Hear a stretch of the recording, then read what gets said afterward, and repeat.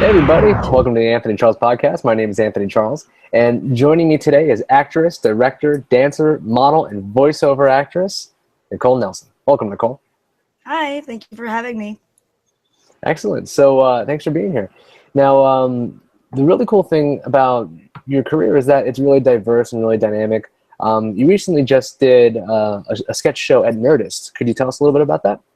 Yeah, I got onto Nerdist's first ever sketch team, and there's about 8 of us, and we have a director, Greg Burke, who's done a lot of stuff, sketch and film-wise, and he performs at UCB regularly.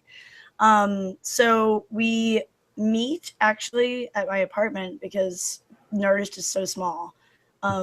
And then there's classes in there. So we have rehearsals on Monday and Friday, dress rehearsal, and then we go through tech, and we just provide all of our own props and costumes. We have about 8 sketches in the show, and we perform every first and third Tuesday of the month. So Excellent. we had our first show on the 3rd, October 3rd, and it went great. It was standing room only. It was sold out. It's $5 for a ticket, but we offer beer and wine that the cast pays for, and everything was well received. It was great. We got only great feedback from everyone. A lot of people from Nerdist were there because they do a lot of improv there. They have at least 5 improv teams. So they were all there in support because this was like a groundbreaking thing. Absolutely, yeah. It's really incredible to hear. For those who might not be aware of Nerdist or anything like that, maybe you can provide a little bit of an overview. Nerdist is Nerdist started as just having like a panel, I believe, just like a panel of people talking about stuff. I don't even know really what it started out as, but those people carried on into Nerdist school. So compared to Second City, Groundlings, iOS, UCB, which I'm a part of UCB as well, it's the next up and coming improv sketch school. So I'm in musical improv class there right now, and our show is on our show's on the 18th. And then we have another sketch show on the 17th. And then they have house teams there. But it's right next to Meltdown Comics on Sunset. Mm. That's where the classes are, that's where the shows are. But it's coming up quick. It's pretty incredible. It really is to see another face in there, and there's a podcast network. There's a Comic-Con second stage situation that's going on there. So it's really cool that, like as you were saying, you got in on the ground floor. Can you talk a little bit about your training at UCB? As of right this moment, I'm in Sketch 301, which is the highest sketch class that you can take there. We have 2 more weeks, and then we have a show on. I have a lot of shows this month. We have a show on the 28th, and we're just writers for that. So we write, and now we're getting the cast in there. They're reading our scripts. So that class is more so us putting together a show, but as writers. So we're not performing. At UCB, it is like that. You do the improv track. There's like 4 classes. And then you do the writing track, and there should be 4 classes, but New York, they have 4, but they just received 301 here in LA. Wow. So I've been through the whole track for that. I've been through UCB Improv 101, and I've performed a couple times at the sketch shows there. Just my own material and me. That's really cool. You definitely are a performer. Can you talk a little bit about your origins in performing? Like, when did you first start, becoming interested in the arts? I'm from Baltimore, Maryland, and This is a good story. So the whole reason why I wanted to become an actor is because I was obsessed with Jonathan Taylor Thomas. Who wasn't? From Home Improvement. Home Improvement.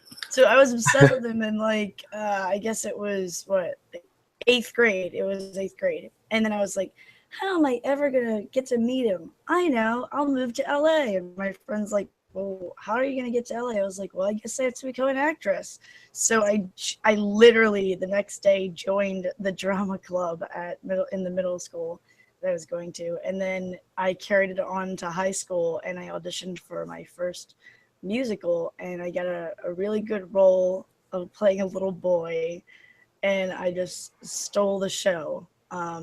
And ever since then, I've had the lead in all of my high school plays, and I have a record amount of plays that I did in college. I went to college at Frostburg State University. Wow. It's a really small school, but they have a really good theater program. And so lots of theater background. I did a tour around the Midwest with a children's theater, Prairie Fire Children's Theater based in Minnesota. Did that for 6 months, every single day, traveling, performing as the Queen of Hearts. Wow. Wonderland. And then went back to the East Coast and did a tour of a one-woman show that I wrote, Wild West Tall Tales, and I played Annie Oakley and lots of other characters. Wow. And I think your cat is tired of hearing me talk. he's always talking. Shut her up, is what the cat's saying. No, I like cats, actually. Yeah, this one's calm. The other one's a little crazy. You have 2 cats? Yeah, both Siamese. This one is oh the my mom. Gosh, I love that. Yeah, actually, can you bring one here? I'll show you the other one. This is actually for everybody, too. The audience gets to see this, too. He's the little one, and he's the size of a small horse. Oh my gosh. I can't even fit him in frame. Gosh, that is a really... Yeah. I have a half albino Siamese cat. That's crazy. Yeah, it was all white with blue eyes, but oh man. Anyway. So yeah, man, it's amazing the amount of work that you've done. All I the moved theater. to LA, obviously. Yeah. I eventually got here. I did not meet Jonathan Taylor Thomas. You know what? That sucks that you didn't get to meet him yet. I think that should be completely overhauled. No, it's definitely the overall goal. I mean, yeah, it always was. But I was friends with him on Facebook for one day.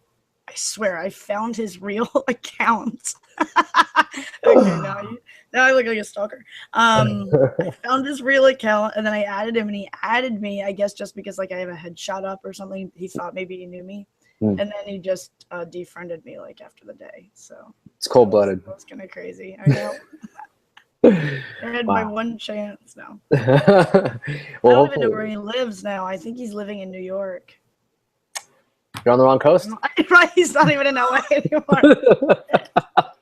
You got to pack it up. I know. My whole career based off of where Jonathan Taylor Thomas is living.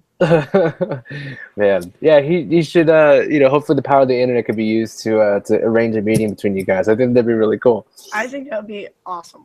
But I think I need to accomplish a couple more things first. You say that, but you got a long resume. I do, but just one more awesome thing, maybe. So let's take a quick look at your motivation surrounding everything too. So it went from Jonathan Taylor Thomas, and that's amazing. It created something that I never thought would happen because I didn't know. I still am a little shy when it comes to just being around people, and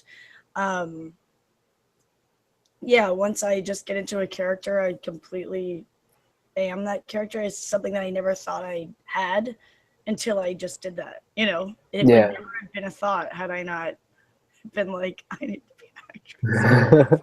Do you still get performance anxiety? You say you're a little bit shy. Do you ever have every single performance I get nervous, but never, it's always a very good nervous. My coach in college used to say, if you guys aren't like before our show, if you're not nervous, then it means you don't care. She's like, I want you all to be nervous. Not to the point where you have stage fright, because obviously you wouldn't be doing what we're doing. But yeah, I mean, you're about to put everything out there in front of lots of people, so it's Yeah. And it's incredibly raw, especially doing the improv stuff where there's not really a oh my safety net. You god. just Musical improv is scary as hell, but it is so fun, and when it works, it's amazing. Because musical improv it's also a skill that people don't have, and that's why I took the class. Like, not many people have that. But my teacher is amazing. His name's Matt Cohen. He's seriously awesome. He teaches you patterns and stuff like that, but then you have to sing the improv. So not only do you not know what you're gonna say, but you have to not know you're gonna sing. Like, it's really crazy. But yeah, with sketch too, you never know how it's gonna go over the sketch, if it's gonna be funny. You know what I mean? Like, yeah. within the group, we rewrite the sketches at least 3 times with the director that we have giving us notes and saying, well, maybe this, or put this here, or move these lines around. But we never know if it's actually going to work, the Yeah, sketch. that's true. Like, Yeah, because it's literally it's gotta be funny. You know what I mean? right. That's what a sketch is. It's not a play where you're just watching a story. Right. It's like, it's got to be freaking funny, and it's only like 4 pages long. So Right, and that's the thing, man. It's there's an immediacy to it and a tangibility to it that it's a vulnerable place. But it sounds like, man, with all those years of training and years of performing one-woman shows, that you got the tools, man. It seems like you're able to do this really, really well in a place between that's strong. the UCB Sketch 301 class and the shows, that 2 shows a month is a lot for all new material. Yeah.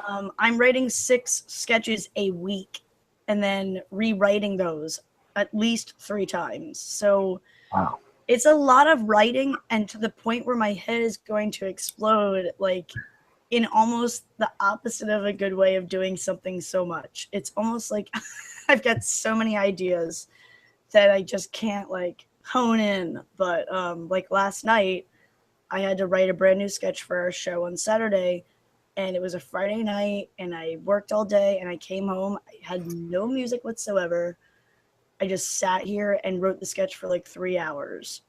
You know what I mean? So that's what my Friday night has become, which is better than just going out and drinking. Yeah, Right? yeah. It's more beneficial. Yeah, because no one's proud of you for, Less like, expensive. you got drunk. That's great for you. That's awesome. Right? Exactly. Oh, you made a whole bunch of mistakes? Okay. Yeah, I mean, with this stuff too, you're investing in yourself, and that's the cool thing. That's why I wanted to have you on the show. It's just because you can tell there's a focus and a drive that you have with this stuff, and it shows with the long list of resume credits and all the different skill sets you have too. It's very obvious you work really hard on what you do. Well, thank you. I appreciate it. Yeah.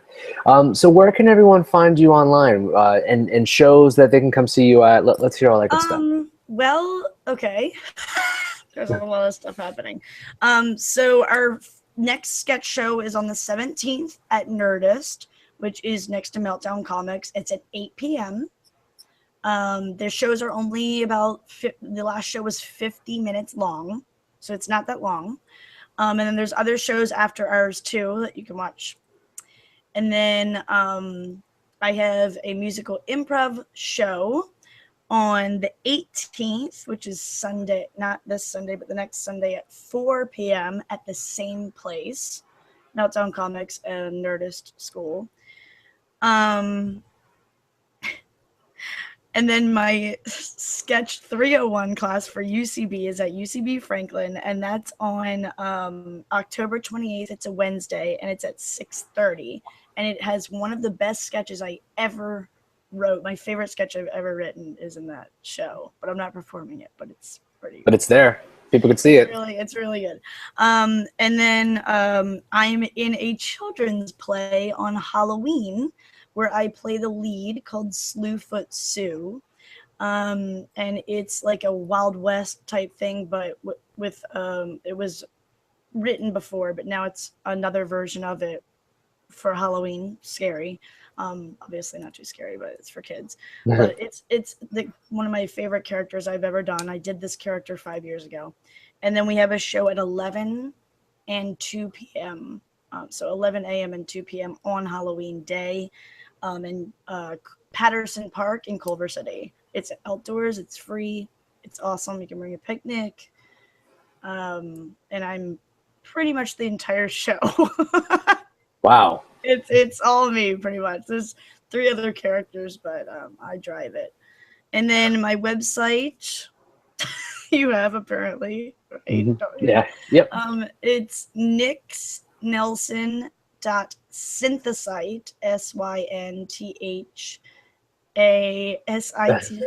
You got it. .com. And also I am in another sketch group that was created out of UCB, not UCB's sketch group, but a sketch group that we created out of my 201 class called Pie House. Pie House Comedy at YouTube. We have about 10 sketches that we performed in, directed, wrote, produced, filmed all on our own budget, and they are amazing. They're seriously really good. Wow. We just applied, I guess, to be on a new TV show called The Biggest Laugh, and it's based off of sketch groups. That's incredible. I don't know what network it is, but yeah, there's a lot of sketchy things happening. Sketchy. It's awesome, man. And that was a lot of information. So anybody watching and listening right now, there's gonna be links in the description of the show, so you'll be able to follow information, yeah, and all the stuff Nicole's doing. So I always like to leave a little bit of room at the end, and I always ask my guests if you could look back on when you first started this, what would you tell yourself?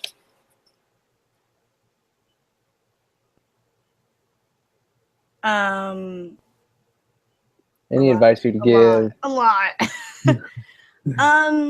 I'd say,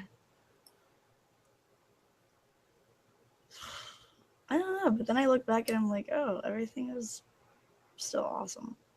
I would have liked to have moved to LA sooner. I kind of got engaged. I didn't get married. That ended. But I got, right before I was about to leave, because that's all I ever wanted to do is live here and get started. I got engaged very quickly. It was all very sudden.